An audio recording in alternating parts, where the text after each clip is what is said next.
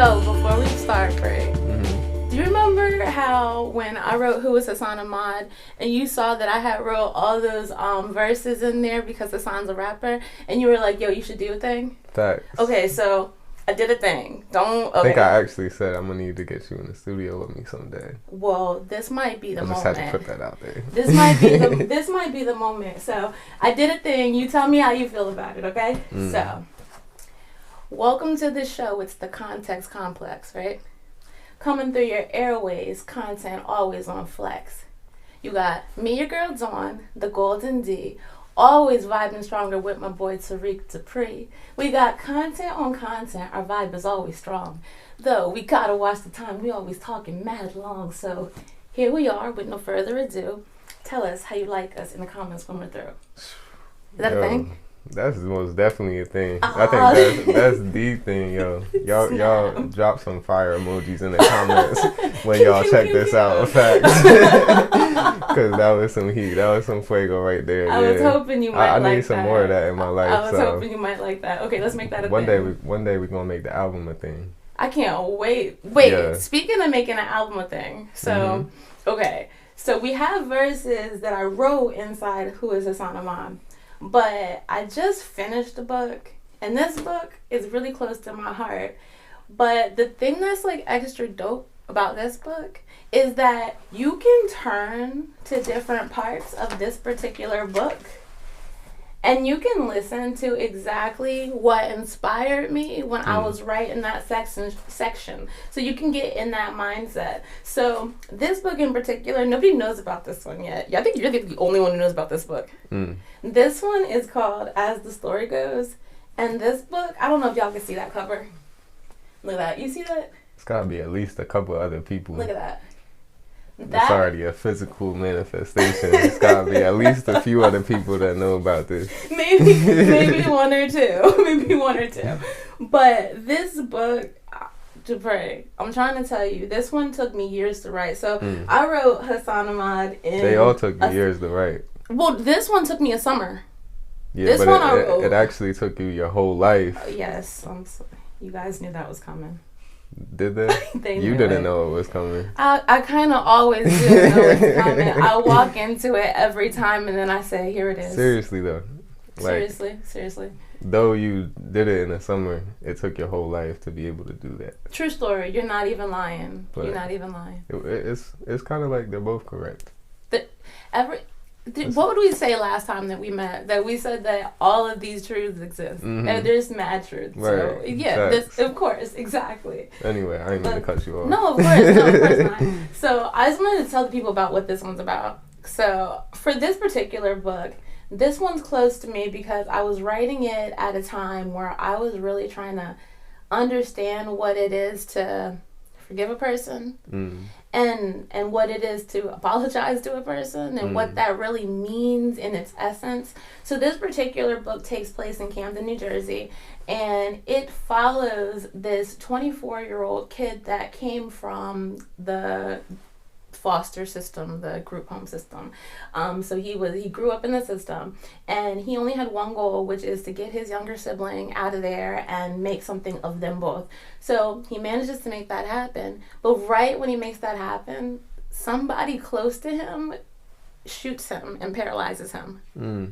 And it's his road to forgiving that person. And so not only did this book take a long time to write because it was a story that I wanted to get right, but I'm speaking to a community that I'm not a part of, which is the disabled community. And so I had to not only be empathetic, but really study the subject matter. And so thank you out there to all the millions of people. Well, I don't know about millions. There's not millions. There's lots and lots of people out there who have open profiles that want to share like their stories on YouTube and whatnot. So I really do appreciate that. Because that was the only way to like make somebody's story that I don't walk that life, how to make that any kind of real. But this one is a really good one. If you're interested at all about like how could somebody who, got shot and you forgive the person who shot you, like how's that going to happen? I think you'll like this book, and I think you'll especially like it because as you flip through, you get all of those Spotify codes that you could just scan and then you get the vibe. Yeah. So speaking about apologies and all of that, you have a whole like different idea that I've ever heard when it comes to people apologizing. And I really like that you make me think about just apologizing and what it means. So now that we're done talking about this new book that you guys are about to go cop on Amazon real quick, definitely tell make us sure about, you do that. tell us about this idea on apologies or lack thereof apologies. Yeah. So first off, growing up, like, I was someone that just always apologized all the time for every single thing, like everything that I was doing. Like there was never any time that I did something almost and did not apologize for it. Literally just anything, everything that I was doing, I was apologizing for it. I was apologizing for speaking my mind. I was apologizing for standing up for myself when I really felt some type of way. I was apologizing for, saying what was on my mind at the end of the day. And it got to the point where it became so habitual and just such a ingrained process that I literally started to begin apologizing for apologizing, and it's like we've all seen those people. That person was me, where that person is constantly apologizing, and then you tell that person to stop being sorry or to stop apologizing, and then they apologize for apologizing, and then it's just like, feeling sorry about feeling sorry about feeling sorry, and it's a never-ending hole, and it was just really bad. But it also led me to suppressing a lot of different parts of myself, because I would realize that I would express how I feel in the moment, and then someone or something would make me feel bad about how I express myself or what it is that I express. So I felt like I had to apologize to compensate for how this other person was feeling, or whatever the case was. And that left me feeling very unrepresented. Like every time I did that and I didn't really feel like I should be saying sorry, like that there was really nothing for me to be sorry for, it just made me feel sorry, you feel me? And it's like, sorry is a whole emotion, it's a feeling, it's an energy, it's a vibration. And anytime we express that, it is a very low vibration, a very dense vibration, and it's one that further leads to more self-criticism and self-judgment. So for me, at a certain point, I just realized that I didn't want to be sorry anymore. If I can be completely, honest about that, I just was tired of being sorry. And it got to a point where I was saying sorry for things that I did feel in the moment, you know what I mean? I would express myself, and then if someone felt some type of way about it, I would tell them that I'm sorry. I'd be apologizing, almost as if I was saying I would take this back if I could.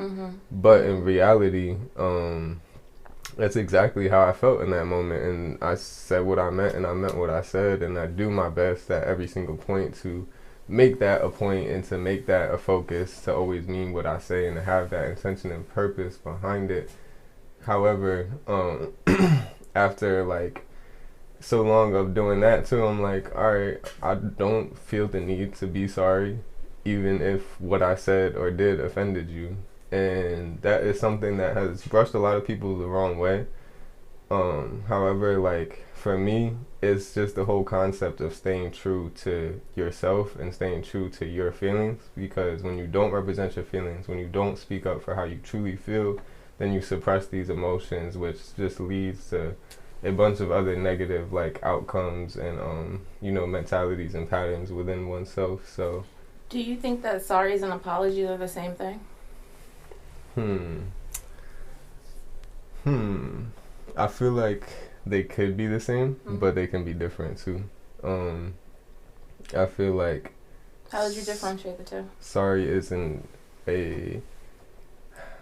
like I said, sorry is a feeling, it's an emotion. You could be sorry without having any situation attached to it, you know what I mean? So an apology is more so a process or an act there of a verb, so to say, an action of expressing remorse, I would guess.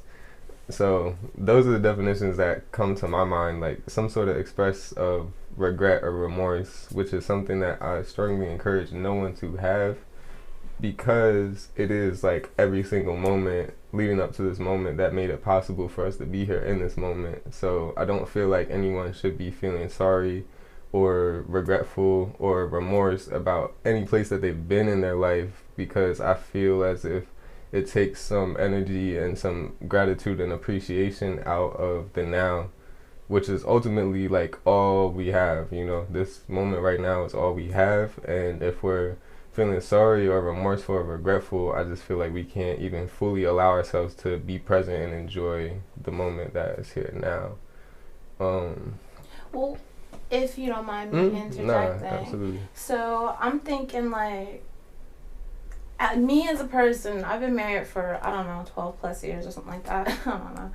But I think that in terms of getting along with somebody on that level for so long, I do think that I have to concern myself with the feelings of others. And so for me, I would push back on that thought just because of the idea that if I know that you as a person that I care for and there's something that would hurt you or irk you or any of those things, if I know that and then I like cross over to that irksome or annoying or place that I know about and I don't want you to have that feeling, I would want to apologize for making you feel the way that you felt. So what would you say in terms of that? Yeah, no, I definitely feel that, and I definitely want to start by saying like it's never a disregard for anything that anyone is feeling or anything like that. And like I said, I do my best to speak and carry myself intentionally to never cause anyone to feel no type of negative way. Obviously some things are unavoidable, and ultimately everyone's going to have a different perception of you and what it is that you say, what it is that you got going on. But I feel like, and like a lot of people say sorry, you know, a lot of people are verbally apologizing and there is no action that is involved with it. So in what you're saying, like there's not only, you know, the verbal expression of the apology, but also the like physical change that happens along with that, or at least like the physical awareness or like caution that comes out of like that real feeling of apology. So for me, I feel like apology is something that I choose not to do verbally, rather with my actions. And I do my best to continue to be mindful of like whatever the situation is, whatever it was that hurt another person, or you know, just to avoid that and to stay cautious of that and to stay mindful of that, and also just to express like my love for them, you know, because it's always all love and it's always from the right intentions when it comes to me, at least. So I'm like, just want to keep expressing that to them and make them feel that. For sure. Well, what if their love language is to hear it said? They might not like me. So that's just an incompatibility if that's their love language? Yeah, like, I guess for me, it's just, I can't express that. I could, but I just choose not to, because I don't feel like me being sorry is really going to but not, I don't want to use the word sorry, apologetic. Okay. I feel like me being apologetic in my words is not going to do anything for them, unless, you know, like you're saying, even if they express to you that it would. Yeah, because it's like, I feel like overall, maybe I will admit that this is something that I may need to work on. Not saying that it definitely is, but it might be. And for me, like, if that was a situation and someone was to express to me that that was what they were feeling like they needed from me in order for them to feel good and to continue, like, interacting with me in a healthy way, I feel like I could make that exception. Don't take advantage of that. No, of course. I don't think anybody who would be in your life in that capacity would take advantage of that. But I do think that I think a lot of people forget or don't know or haven't seen that, especially in longer term relationships, even if that's just a friendship, because I know me and my closest best friend, we've been friends for 23 years now, so that's still the same kind of like learning each other. But I know that the things that I needed when I was 16 and we were young weren't the things that I needed when I was 20, or the things that I needed at 26, or the things that I needed at 37. And my language changed, and my understanding of myself changed, so the things that I needed from the people around me had to morph and change too. So I did call on some of the people that were in my closest circle to morph and change with me. And so especially when it comes to like my marriage, that relationship, I didn't know when I met Adam, I was 22 years old. I'm 37. I didn't know who I was in the same way that I know now. So a lot of things he had to like relearn that he didn't think that he would need. I don't think that he was communicative verbally either, but realized that that was something that I needed to feel safe and secure and loved in my relationship. So things like verbal apologies mattered to me, and so I needed that from him. You know what I'm saying? I definitely do. So, and it's just something to think about. All of the things that we always talk about, I feel like it's just something to think about, Absolutely. Definitely. No, I appreciate it. I appreciate to hear like all sides and aspects of, this topic and any of the things that we talk about. Yeah, I never thought about it too much like that. I guess I haven't really had that situation present itself where someone like expressed that they really need that from me. I think I might have tilted the camera a little bit. Sorry about that, y'all. That's not the only gangster lean, on our 90s swag. Maybe I should just do a little. Yeah. Oh, lean the other way. Okay. Yeah, I've had a few people that were not the happiest about me telling them that I was not going to apologize for my actions, and that it made me feel some type of way. That they didn't understand it from you? No, that like I was like upsetting them, or they were allowing me to upset them, whatever you want to say. Like, that made me feel some type of way, because I don't want to make anyone feel bad. Absolutely. I don't want to make anyone feel no type of way like that.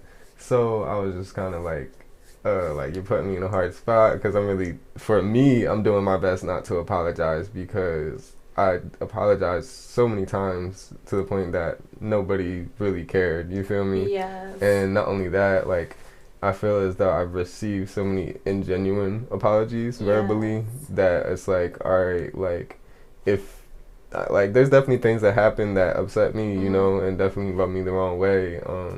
But I would just want you to act accordingly, and like, like I said, express that through your behavior.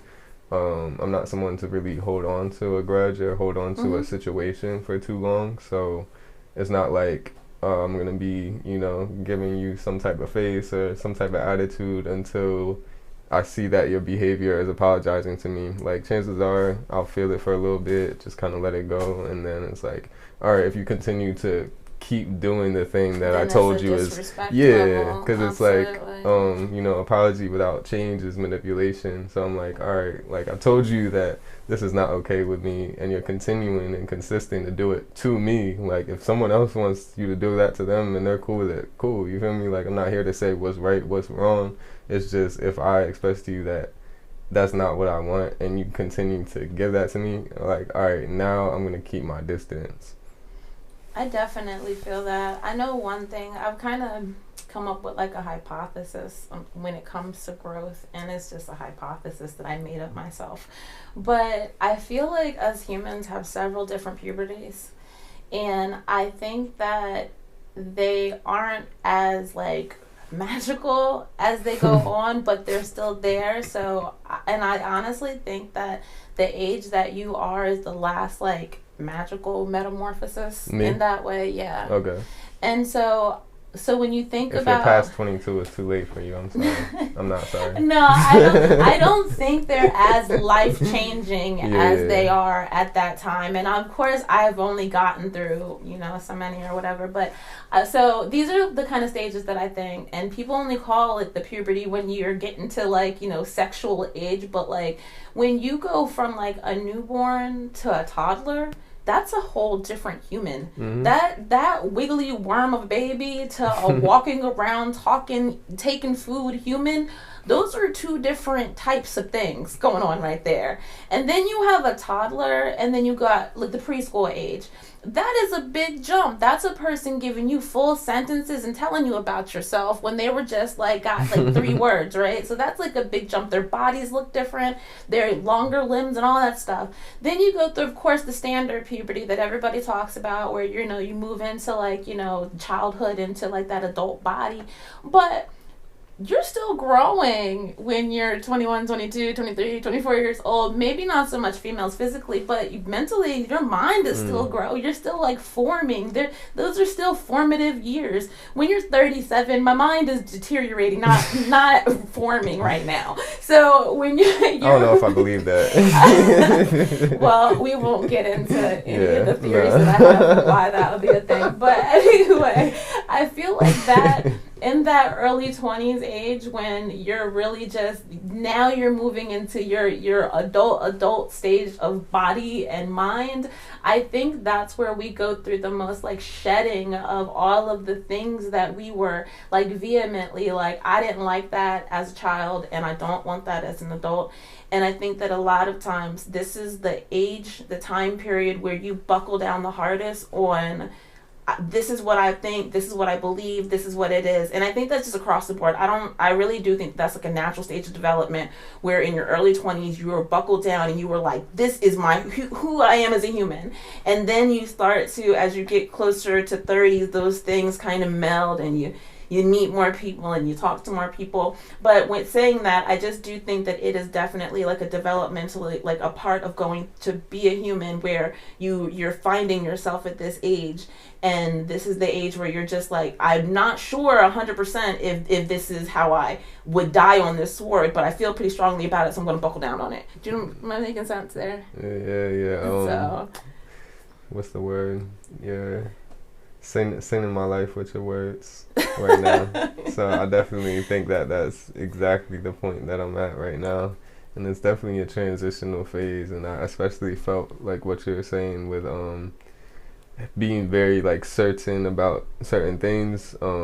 Not all the way, but getting there. Absolutely. Yeah. So I feel that's right where I'm at. Absolutely. And I said, I feel everybody goes through it. I know my sister does not watch this podcast or listen to it, but if she did, she would hear me shouting her out and talking about our growth right now. She might now. She might. So, hey sis.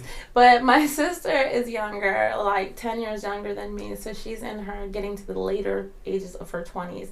But this period of time was really tough for us because, of course, me being 10 years older, it's I just finished the stage when she's getting to it. And so we really did have a big chafing moment of her buckling down into this is who I am. And I'm just boy, that person is quite rigid and inflexible with her mindset. But now that she's moving past that age, you see there's a little bit of pliability in terms of how our conversations go. Because one thing that I can say for sure is that once you get to your 30s, and I'm saying this for all people that I know, so I'm just speaking for all the people that I've met and stuff, there just comes a level of there is 0% energy to argue with anybody's point of view. There's nothing in me.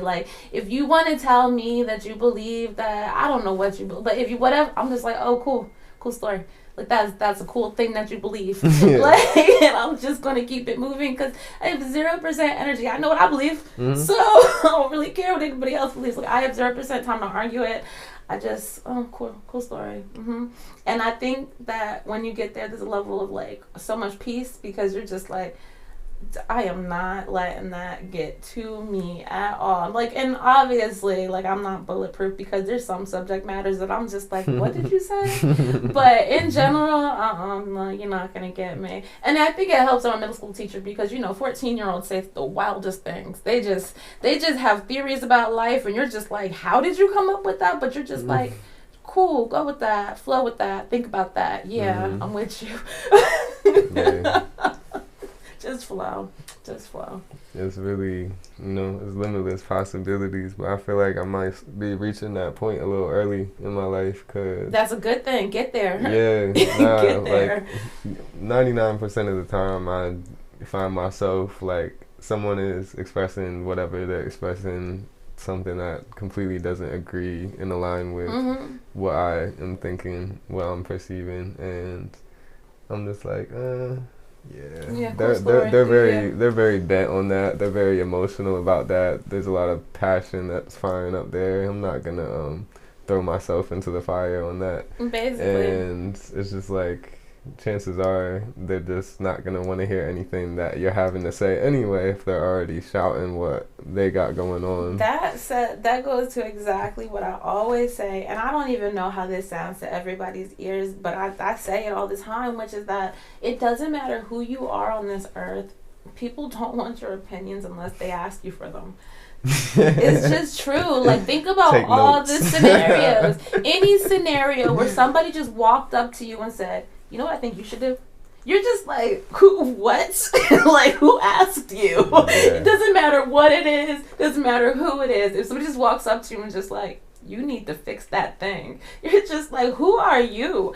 And but if you say, hey you, do you have an opinion about this thing that I'm doing in my life? Now you're open to receive whatever you're going to get, and you asked for that. But if nobody asks you for your opinion, nobody wants it. And it's just, any walk of life. It could be your boss, your principal, your pastor, anybody. Nobody wants your opinion unless they ask for it. And I stand on that one strong. So I just zip my lips and let you have your opinion until you say, hey, Dawn, how do you feel? And I say, are you sure you want to know? Yeah, I'm always with the, are you sure you want to know? Because I'm going to tell you. Yeah. I'm going to say it in love, too. I got a whole lot to say. Exactly. I got a whole lot to tell you because I'm not just randomly yelling at strangers on the street and whatnot. But yeah, it's so true. Like, you're really better off just saving your energy and protecting your energy. For the people who want to have it. And there will definitely be people that do appreciate your opinion and want to hear your perspective. So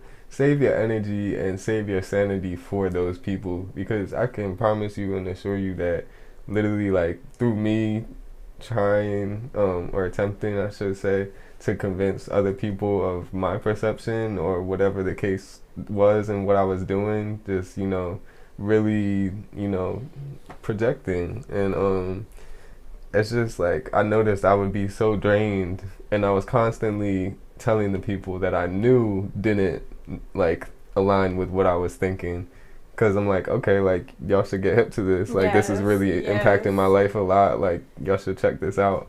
And I noticed that I had all these people already that resonated with me heavily. Like, I had all my friends, I had, my groups where I could go and express my mind, and they're gonna be like, yeah, like, that's what I think, or that's what I think, and I also think this, and then it's like I didn't even have that. Yeah, it's like, and then you can grow and have actual meaningful conversations instead of just draining the energy out of each other. And I'm like, I realized I was draining myself out so much on the people that didn't agree with me that I wasn't even having the energy and the time or making the time to go and pour into the people that really had my back and had my support. You feel me? Absolutely. So don't waste your time on those people.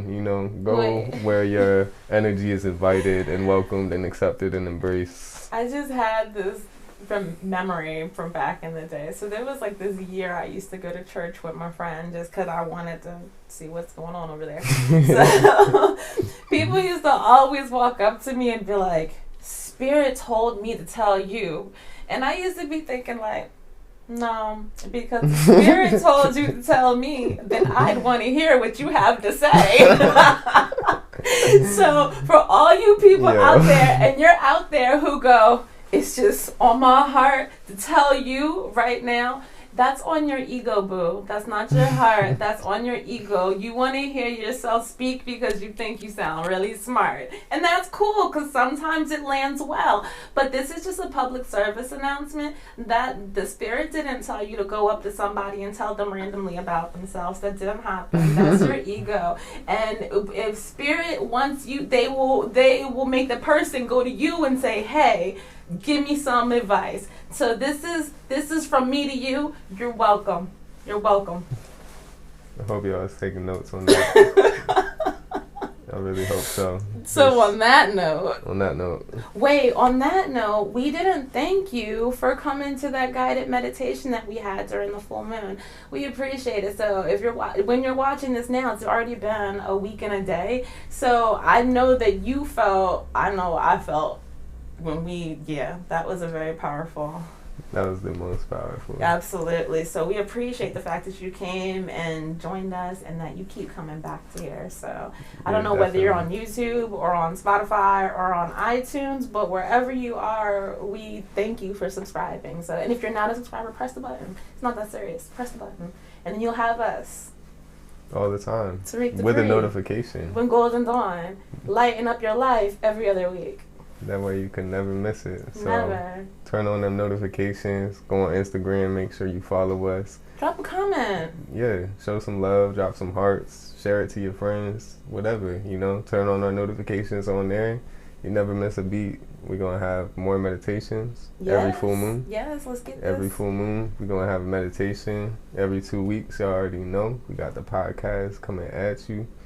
And we're going to keep it going. We're going to keep it rolling. And I imagine we're probably going to be even adding in some more shenanigans eventually. Well, if you haven't figured it out, I'm all about the shenanigans. I'm just trying to restrain myself because he's not a shenanigizer. So I'm on my own, and there's only so much shenanigans a person can do. And tomfoolery, because I'm about that life. We got that sounds like Spirit knocking. Vegan pizza on the way. The universe I've been called. manifesting that. Anyway, well, on that note, we'll see you guys in 2 weeks. Thanks, guys. See y'all then. Peace out, fellas.